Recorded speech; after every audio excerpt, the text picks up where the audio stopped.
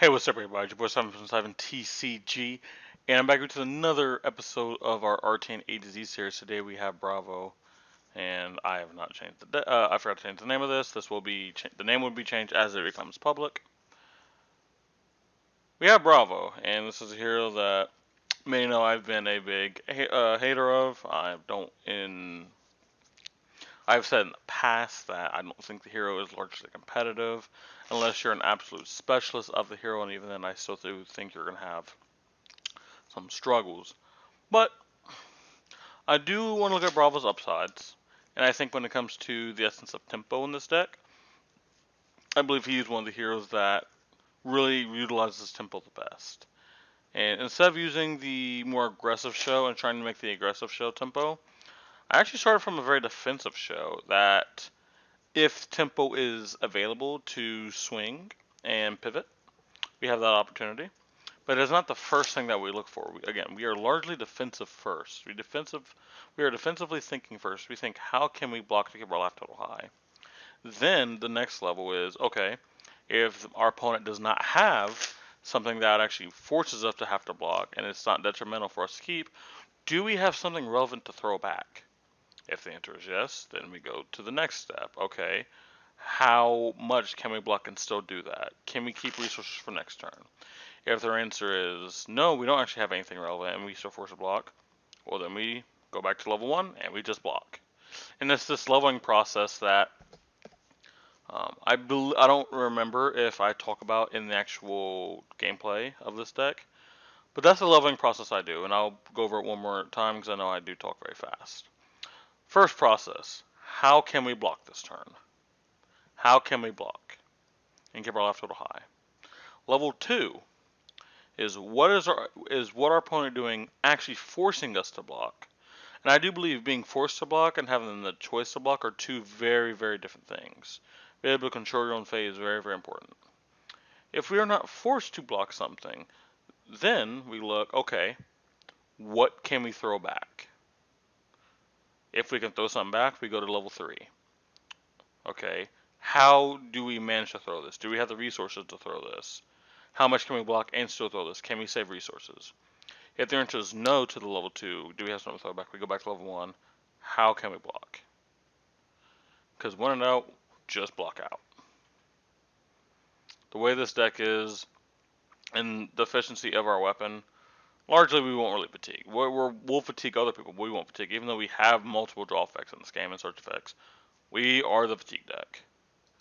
So let's go into the basic. This is a 51 card core. You will bring in 9 cards every single match, depending on what your role is in the game, and we talk about that later. Start off with Anthos, probably one of the most underrated weapons in the game. I do think this weapon is very fantastic. It's just unfortunate that the hero that uses it primarily isn't amazing. But I do know there have been some Odoms that have been experimenting with Anthos, and I am interested to see where that goes. Arcanine Skullcap. Even though a lot of the times we won't get both blocks, what's really good about this is if our opponent is putting a lot of pressure on early, we can actually leverage our life total to actually force the second block out. Alternatively, if Wizard becomes super relevant, we will actually have AB5 / AB6, just depending on the situation. AB6 obviously is slight overkill, but we'll have AB5 against that Kano, for example. But largely, I don't think we'll be less than Kano, but, you know, depending on how their combo turn is and how much they chip us down, it is possible. Crater Fist, it's 2 block. Every other part of the card does not matter. Tectonic Playing is a 2 block. Sometimes the Seismic Surge matters. We do try to make a Seismic Surge every turn if we can. If we can't, it is perfectly fine. We won't do it. There are a lot of times we don't even throw an actual attack on our turn. It might just be there to help with Anthos, but also we have our Bravo ability to help us get multiple cards in the pitch. But Tectonic Playing is still best in slot for what we're trying to do with this deck. Iron Rot legs. Arden doesn't have good legs. This is a well-known fact, and they will never have good legs because, dear God, do not give Guardians good guards. Going on to the 51 card core, Responsible Blessing of Deliverance, a card that I do thoroughly enjoy. This is a 2-cost Guardian Aura, blocks 3. That is going to be a common thing for every single thing in this deck. Everything blocks 3, so we block super efficiently. This is an Aura with Go again. When Blessing of Deliverance enters the arena, if you have a card in your pitch zone with cost 3 or greater, which a lot of times you will, you draw a card. So boom, we have card draw. We're already there. At the beginning of your action phase, you destroy Blessing of Deliverance, then reveal the top 3 cards of your deck. You gain 1 life with each card cost 3 or greater. Man, it'd be really awkward if, like the majority of our deck facilitated that. Even our defense reactions cost 3. We're a lot of times we'll gain, on average, I think we'll gain 2, because there are sometimes like a Blessing of Patience gets in there, Sigil gets mixed in there, CNC. But like, I've never gained like 1 or 0. I've always gained a minimum of 2, but I would say more often times not 3. Blessing of Patience. A card like this was one reason why I did want to run Tunic at the start, just for the efficiency of having a 1-card hand with this and Tunic on 3 and just being able to play it. But honestly, it is still fine to actually have the pitch to play this. Like, it's fine. It blocks 3. At start your next turn you gain 3, so it's like a delayed Healing Bomb, delayed Sigil. It's just fine. Command and Conquer. I don't know what to say. It's part of the Power 9 of this game. The card's just absolutely cracked in every way possible. This is a good Arsenal interaction, especially in a meta where Ranger is really popular. Being able to interact with our Arsenal is really powerful. Defense reactions against things like Oldhim, also really freaking good. Crippling Crush, you're playing Bravo, you're never not going to play Crippling Crush. I couldn't think of reasons to never not play Crippling Crush if you're a Bravo deck.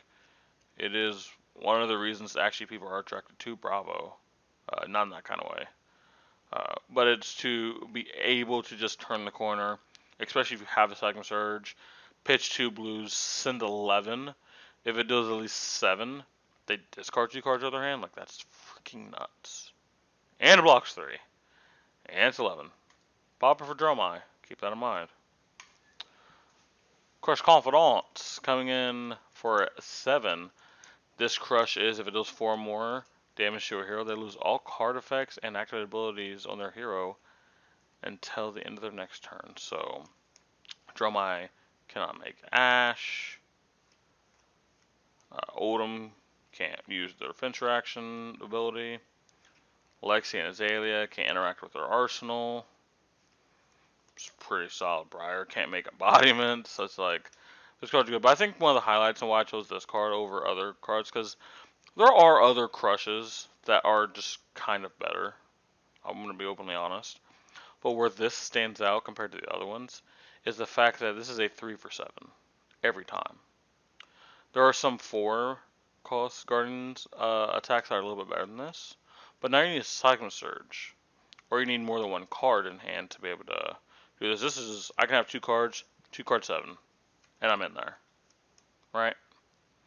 Like I said, the own hit ability is not relevant. They have to give you 2 cards if they want their healer ability. This is not one of the crushes where, if this was coming for 6, like the yellow, they give us 1 card, and now they're not getting crushed. So, the breakpoint is very relevant, and the 3 for 7 part is very relevant. This is Sigil, not Sigil. I don't care if I'm correct or incorrect. You swines, this is a Sigil. You will never convince me it's not. This is just a simple game 3. This just brings our effective life total higher. This allows us to make very efficient plays if our opponent is doing very low impactful stuff.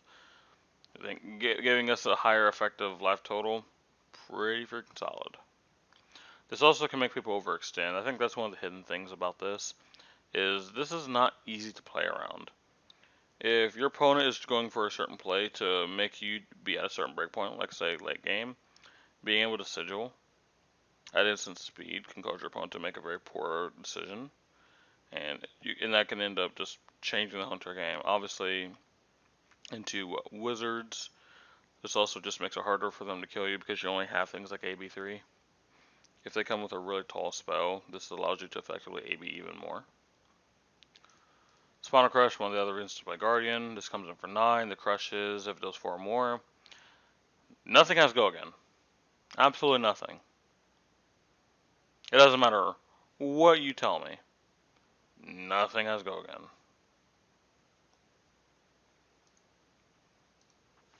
Chokeslam. Now we're going into our blues. We have 30 blues in this deck. Starting for Chokeslam. Chokeslam does 4 more damage, which it never will. There you go. The attack action cards cannot gain attack during their next turn. Going on to Cranial Crush. This can sometimes crush. Cranial Crush does 4 more damage. They cannot draw cards during the next turn. This is probably our most irrelevant one. Debilitate. This one comes in for 6. Their first attack gets -2 if it crushes. Honestly, not too bad. Not too bad. Disable. Disable comes in for 7 if it does 4 or more. It's like a budget CNC effect. Instead of getting destroyed, it goes to the bottom of their deck, which can ruin their pitch deck if they are pitch decking against you. Imposing Visit. This is an X3 aura, so you have to pay X, and then you can go fetch a aura from your deck and put it straight onto the battlefield. And this has Go Again, so this is really big with things like Showtime. You can effectively give Showtime Go Again while tutoring for it. And you can get Blessing of Patience, you may want to draw a card. You can get Blessing of Deliverance, rather, and then you get Blessing of Patience, which allows you to gain 3 next turn. Like, honestly, really solid card, and it's a blue block 3. Macho Grande, probably one of the best finishers in the game. Just a raw 8 dominate, no strings attacks, nothing fancy, just fists. Honestly, really good card. Showtime. This is another tutor effect. This allows us to tutor for a guardian attack and put it into our hand. At the beginning of our action phase, we can destroy this and draw a card. Terra Sunder. Again, one of the other reasons to play Guardian. This is your next Guardian attack, gets +1, and Dominate. And this affects the weapon, keep that in mind. And if it hits a hero, they discard 2 cards. And why this is really amazing with your weapon is a lot of times you're pitching 3, so you're pitching a blue. That costs at least 3, which turns on your weapon. And then your weapon is getting pumped. And then because your weapon goes up to 6, and now +1, now it's coming in for 7 Dominate, which is extremely hard for most people that don't play defense actions to block. Even with sometimes armor, this can be really hard to block. And that's even if you have good blocking equipment. This card is just nuts. A lot of decks just fold to this card. And this gives you like infinite tempo. A very solid 6 for 8 Thunderquake.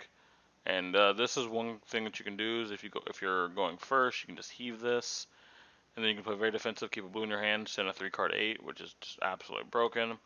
And the other really cool thing about this, it is a block 3 that is blue. The only defense direction we do play in the main is going to be unmovable, just because it does turn our weapon and it's a blue. Like there's not much more to it. Most of the defense directions that we will be playing don't have this clause of being 3 natural. Like I said, we are running staunch responses in the side, but like I said, they don't actually turn on our weapon. This does.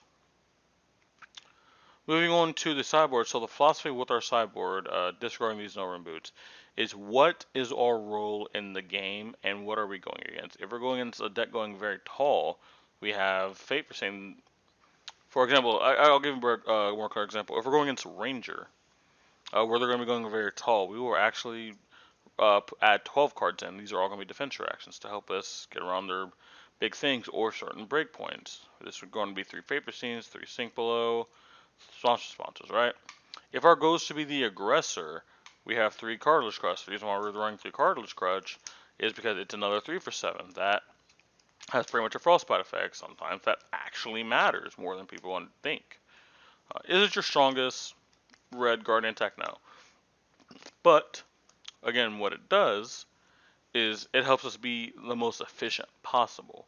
We don't have to keep extra cards in our hand to be able to throw a relevant attack. Like I said, if this cost at 4, and we didn't have a Seismic Surge, we would now be forced to keep an extra card. Obviously, we would probably get to dominate it at that point, but then how much does the dominate really matter? Because we took more damage, and it's that duality of resources. Like, are we willing to take more damage to potentially send more damage back? And how impactful was each damage going each way? And that's why I just like the smoothest of the 3 card, of the 3 cost 7. It's always going to be doing the same thing. We don't have to alter our play patterns to be able to fulfill something like this. Seismic Stir is a card that I have been testing and I actually do like it. What this does is, in your very aggressive matchups where you are actually the beatdown, and you can end, you can do really cool plays like pitch to tectonic plating, play seismic surge. Now you have 4 seismic surges. And then you can go to your next turn, doing whatever. Like I said, you can swing hammer on your turn, go into your next turn. You can block out, keep a blue. 4 seismic surges pop. Oh, wow, that's just a crippling crush for a blue. Oh, that's just, oh, I have a red in hand. Spinal Crush.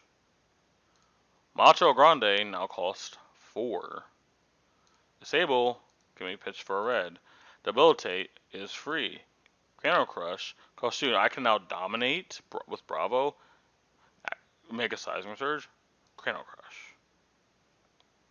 Like, I don't think all versions of Bravo can use this that well, because I think they'd rather be doing more impactful stuff on that turn that they choose to do something like this. But I think with a 2-card hand, just being like, okay, I'm going to take another turn off. I'm not going to swing hammer. I'm going to set up this next turn. Like I said, this is excellent if you're pitch stacking. And I'm saying my next turn is going to be called -4. Think about that, -4. You're cheating 4 resources on your next turn. Like the first example. Imagine if Crippling Crush cost 3. You could pitch a blue. Or you can keep 2 cards, dominate Crippling Crush. Like, actually, you can make a Seismic Surge, activate Bravo, dominate Crippling Crush. And then, next turn, have a Seismic Surge, and to just keep it flowing. And that's just, and all that happens is because you took the 1 turn off of even being the aggressor, just to say, okay, this turn I'm going to be -1, for the rest game I'm like +2. Does that make sense? Zealous Bolting is here for the same reason. This is for us to go wider and make our damage a little bit harder to block. But a lot of times it's just going to be Zealous Bolting into Hammer. A lot of times you won't really have the extra resources to swing a roll for an attack. But if you can swing a roll attack out of Zealous Bolting, you are just winning. When it comes to budget restrictions, I do think this deck is budget already kind of by itself. That's one of the really cool things about this. One thing that's really breaking the bank here is the Command and Conquers, which is at the time $263. And if you take that away, you're under $200, which then makes this deck very, very easy. You're having a full power deck for under $200. And honestly, like, you probably can have a lot of this. The next card is honestly Skullcap, which near 2023 Skullcap's a budget card, which is just insane. You can just put like the intellectual helmet here and just be perfectly fine. You can put like an Iron Hide or Iron Rot helmet here if you want to just block a little bit more. Tectonic Plating, I do think you probably want for certain play patterns. If you have a Tunic already and you don't have Tectonic Plating, you can put the Tunic in there. You can just put an Iron Rot. Like, you can always just put more defensive stuff in there and put like Iron Hide, Iron Rot plates in there as well. The rest of the deck is super freaking budget. Like, you can accidentally look through some bulk and probably have like the majority of this deck. That's how cheap this deck actually is. That is one of the allures to Bravo. Is just the price point is just so much better than Odom's. Odom, like, you're probably minimum spending like $900, and that's like, if you're lucky, maybe making a few suboptimal card choices. But this is just like, I mean, I have a full power deck that actually has game into a lot of decks. Maybe it's still, again, not the first choice, but it's pretty decent. And even at full power, you're spending less than $500. Like, you know what's $500 that Odin plays? Heart of Findo. You can have this whole entire full power Bravo deck for less than the Heart of Findo. And now you got $70 extra to, like, maybe foil out some of the cards. Maybe get some foils, you know what I mean? A couple of foils, no. Hey, look at that. First edition segment. That's 9 cents. Let's go. Blessing of Patience, 23 cents. Let's go. Get that deck full out, ladies and gentlemen. Thank you guys for coming to the live stream today. I'm probably going to make this a part of the RTN video, to be honest, but in case I don't, here we go. So we're against Riptide. I actually think we can be aggressive into him, but like, it just depends on what version he's on, right? We won't know. I do want to be slanted and be probably more defensive than aggressive, so we'll probably put in our defensive package. Then we got 3 more cards to put in. We won't really need staunches, but I'm probably gonna put them in anyway.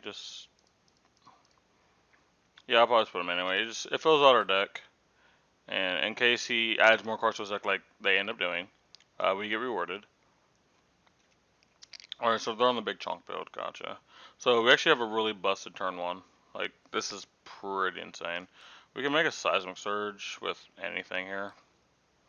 And then we can just play Blessing and Deliverance. We can choose to keep either one of these. I'll just pitch a Sync Blow. One probably has more EV than the other. Right now, I don't really know which one it is, but I don't know. We'll see the Crush Confidence first. So now, we're able to salvage the Seismic Surge, establish +3 on our next turn. We didn't let them filter a card. We got a defense reaction and an arsenal. Not much more we could have asked for. Now, we have the opportunity. So, this deck doesn't pivot as often as the regular Bravo, but it obviously still does have pivot turns. We're probably not going to have one this turn because he's looking to pump something. Hypothetically, we could pivot with this. If we just can block with like Fate and Showtime, we could pivot. We could just use our equipment to block this and just, yeah. Actually, let's try this. Let's block with this. See what he does. There might be a Rain Razors, and that's why I do want to keep this. Boom, Rain Razors. I gotta tell you guys, I'm literally just the fucking goat. Now the only hit doesn't matter, but if we do hit this, we do take 2, then additional 2 if we don't pay. So I'm actually fine with giving up this Vapor Scene here. We see a Sync Blow, which we do want to go through our defense reactions versus this matchup very quickly. So then we just see a Bone Shot for 4. Honest to God, I'm about to just send this guy back to Narnia real quick. Alright, we got this popped. We'll start off, we'll crack Blessing. We do draw a card. It's not the card we really want to draw, but kind of doesn't matter. I was just really wanting to make a Seismic Surge, if possible, but we'll just send Spinal Crush. So this will effectively just Time Walk. There's no world where they can take the Crush, and they have just strictly worse blocking equipment. Like, their headpiece doesn't block. They're never gonna block with Tunic. Snapdragon Sword doesn't block. Harnessing blocks once for 1. So like, yeah, I'm interested to see if they feel like just getting crushed and not having a turn. Unless I have an instant, even then. They also have more block 2s in Riptide than other decks. So I would assume this is probably going to crush.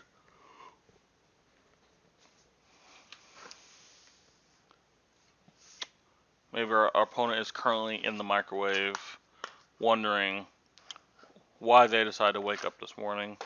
I also do wonder that sometimes. You're not alone there. So boom, look, see right there. There's the 2 block. So they probably have a trap here, which is fine. They'll get value. Oh no, wait, no trap? Wait, what? Wait, then what's in their hand? Because they just got crushed. What's in their hand? Okay.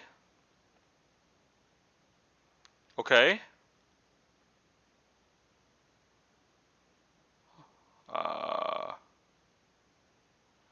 I do not understand. Okay, so it turns out they didn't understand either. Cool. So, we got a few plays we could do. I do actually want to keep this pressure on because even with this kind of deck, if you're just given the opportunity to actually just deliver pressure, you can. So normally what I would like to do here is to Imposing Visage for Blessing of Patience or Blessing of Deliverance, one of the two. So let's actually look through that line real quick. So for Blessing of Patience, we get Blessing of Patience. We'll have 2 floating, we'll have 3. We can swing Athos for 6. While getting Blessings of Patience, it also uses all the cards in our hand. If we want to get Blessing of Deliverance, we'll have 1 mana floating, we'll draw a card, and if it is a 6, we should get the, no, we just get to, we will still get to swing this. Unless we just draw another red, which would suck, but like, we're not going to draw another red, because this world doesn't hate us. Tear Asunder, we would be having an IP penalty here unless we pitch a tectonic plan, which would probably have to do. Probably just keeps the pressure on more than anything else. And I do think that's what we do here. But I do just want to talk about, we did have multiple lines here that were literally all positive plays. Like, no play that we talked about was, like, medium. They were all just perfectly fine.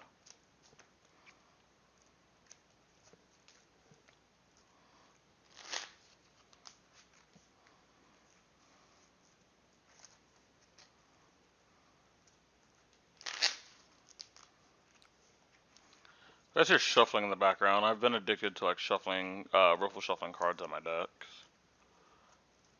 Like, for the health of my cards, not great, but, like, for the dopamine kick and the sound, like, it's just therapeutic. Yeah, so they're aiming to take 7 here. Like, honestly, like, the way the game has started, I don't see how they win. Because not only have we actually got to play very defensive, we've also gotten to play, like, we've gotten to play both sides of Bravo, like, actively. It's not like we've had to, like, be like, well, this turn I'll just block out and play like that. You, like, swing anthems for 4. It's like, no, turn 1, we got to establish extra life gain and stuff. We got to park a defense direction in our arsenal, we have to be very defensive. But then, oh, you're giving me a window just to clap you? Well, here's the clapping. And boom, see, just like this. We have the opportunity to play both sides here. We can easily unmovable this fatigue shot if he doesn't pump it, and be on with our day. They're going to line strike for probably 7. Yeah. And there is a world where he snaps and fatigue shots me afterward. To be honest, do not care. Do not care. What in the literal slightest. Could not care less. So we'll get rid of like the debilitate, and then we'll sink below. See if he snaps it. I'm actually just a genius. I don't know what to tell everyone. I am just sorry.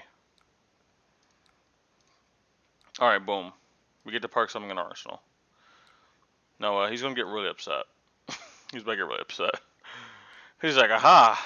I get to time walk them here, and then I'm just like, oh wow, that's really cool. You did no damage to me still, and I could not care less about literally any play you're doing.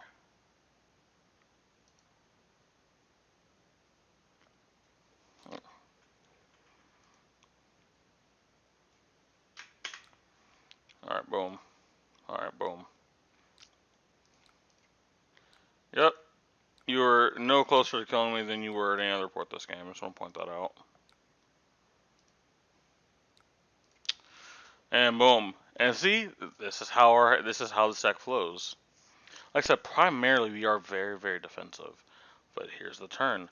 If he has a medium turn, we have multiple options.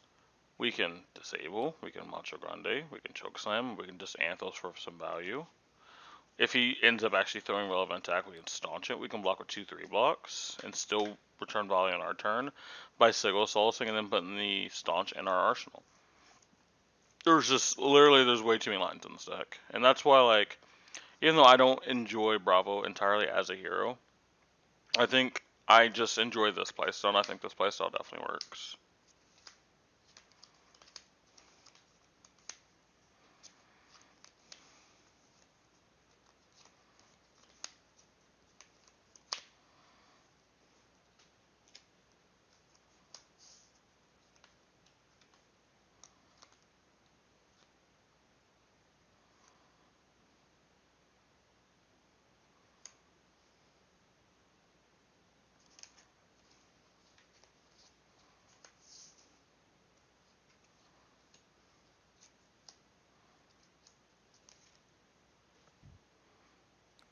Opponent. Oh, there we go. I don't know if he DC'd or something.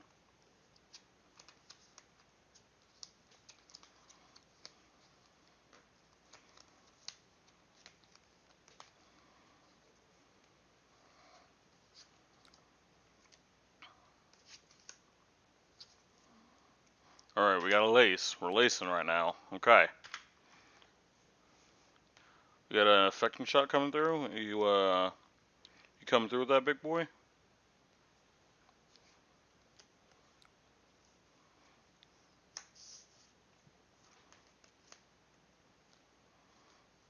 Okay.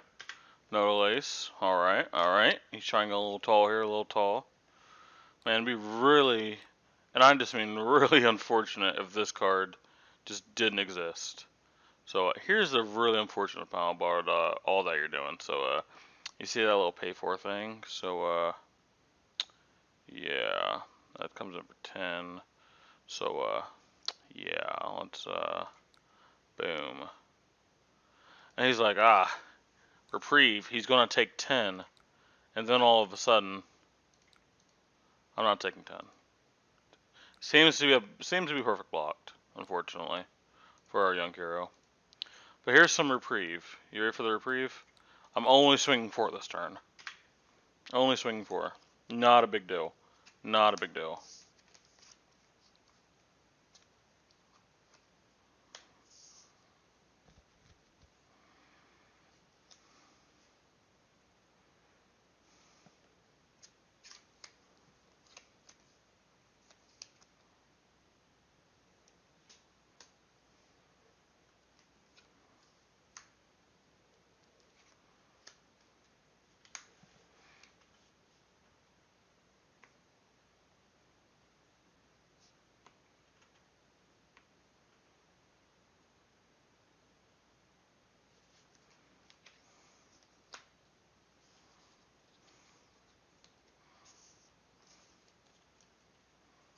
Our opponent's currently in the microwave yet again. I don't know what's I don't know what's more of a microwave. Endless Winter with no fuse, or Warm Winter's Woe, or any of those for 4. Our opponents just never know what to do. It's kind of cute, to be honest.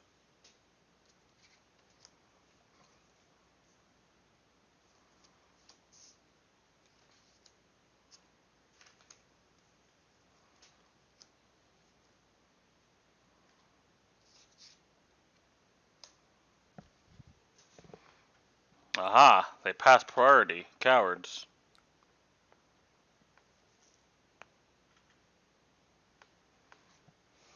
Oh, they got the collapsing trap. So this one says I discard my hand and draw main cards -1. Alright. I'm going to discard 0 and then draw -1. You got me. I also didn't have to go against the Odium trigger. Opponent a little bit opponent might be a little unhinged here. Already have Falcon Wing coming in for 2, so this is where we look at our hand. Do we have the ability to pivot? Well, actually, possibly. It depends on what we draw for Blessing Deliverance. We might actually be able to send this Crippling Crush. We do have the ability to Vapor Stain, but if we want a Crippling Crush, we can't really. Actually, let me do the math. So we'll have 1 floating, and if we draw blue, it's 4, 5. Okay, no, we can't Crippling Crush, no matter what. I'll probably just look to actually put in my arsenal, like Loki. Sends 5. So you send 5, I block 4. Seems like a fair trade. Except there's extra 1. Alright. Well, bomb that Saunter response because we don't really need it for what our turn is going to ideally look like. I'll say we're hoping to draw blue off of this Blessing of Deliverance, which we don't, so we had Saunter responses stacked on top of our deck, unfortunately. So now we have a decision here. We can still just Anathos this, and we lose the Crippling Crush, but I think that might just be fine. I think it is worth just send everything here for 6. This does put some form of pressure on our opponent. Not that it's super relevant pressure, but by the way, it's currently 4 to 20. I just want to point this out that just trying to figure out what our opponent has here. I don't see it personally. Their goal is no longer to win this match. Their goal is now to like deal damage to me, so they don't get 40 0'd. That is currently what our opponent is aiming for. I'm personally rooting for him. I'm not gonna lie, I'm rooting for our opponent. But I always root for the opponent. This is nothing new. Alright, we got the nimblism. We got it going. Okay.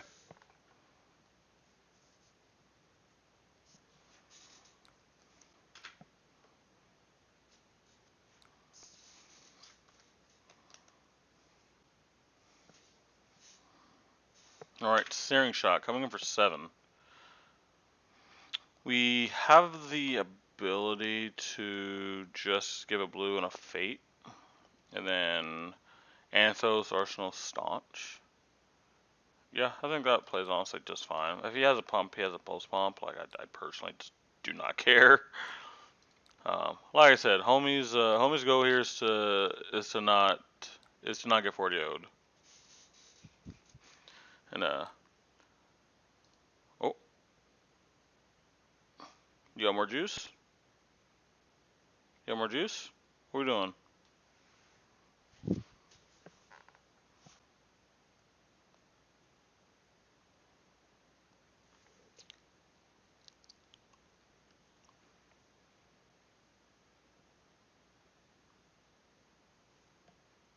Oh no. Oh no. Oh no. No, opponent, no. Well, yeah. Uh, yeah. I don't really know I don't know what to tell you there.